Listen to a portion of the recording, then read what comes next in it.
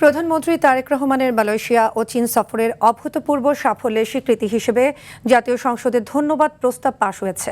শনিবার স্থানীয় সরকার মন্ত্রী মির্জা ফখরুল ইসলাম আলমগীর প্রস্তাবটি উত্থাপন করলে তা সর্বসম্মতিক্রমে পাশ হয়। এ সময় স্পিকার হাফিজ উদ্দিন আহমেদ বলেন, এই সফরের মাধ্যমে বাংলাদেশের পররাষ্ট্রনীতির নতুন দিগন্ত উন্মোচিত হয়েছে। সর্দার রাজীবের রিপোর্টে দেখুন বিস্তারিত। জাতীয় সংসদে শনিবার সকালে শুরু হয় 2026-27 অর্থ বছরের বাজেট অধিবেশন। শুরুতে প্রধানমন্ত্রী ও সংসদ নেতা তারেক রহমানের প্রথম বিদেশ সফরের সাফল্যের উপর ধন্যবাদ প্রস্তাব আনেন মির্জা ফখরুল ইসলাম আলমগীর। এই সংসদ থেকে একটি ধন্যবাদ প্রস্তাব গ্রহণ করা হোক। এ সফরের মাধ্যমে দুই দেশের সাথে বাংলাদেশের সম্পর্ক আরো গভীর হয়েছে জানিয়ে তিনি বলেন, আন্তর্জাতিকভাবেও নিজের অবস্থান তৈরি করতে পেরেছেন তারেক রহমান। জাতীয়ভাবে আন্তর্জাতিকভাবে তিনি নিজের একটা অবস্থান তৈরি করে ফেলেছেন।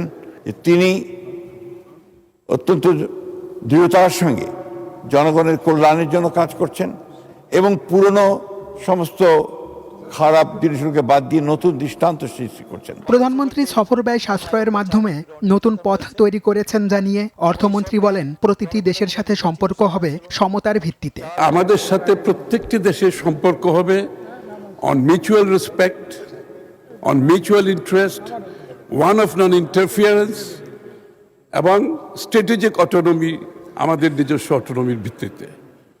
মাননীয় প্রধানমন্ত্রীর এই ভিজিট সেটা প্রমাণ করেছে। পরে প্রস্তাবটি সমর্থন করে বিরোধী দলীয় নেতা শফিকুর রহমান বলেন, স্বাধীন পররাষ্ট্রনীতি বাস্তবায়নে সব ধরনের সহযোগিতা অব্যাহত থাকবে। আমরা সত্যিকার অর্থেই একটা স্বাধীন পররাষ্ট্রনীতি দেখতে চাই, বাস্তবায়ন করতে চাই।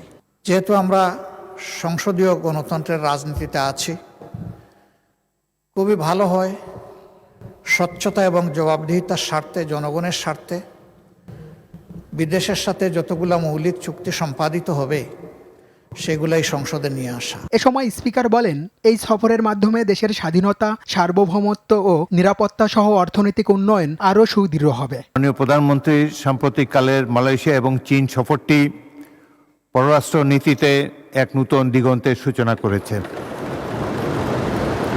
এর ফলে বাংলাদেশের স্বাধীনতা, সার্বভৌমত্ব, নিরাপত্তা আরও সংহত হবে বলে আমরা সবাই মনে করি।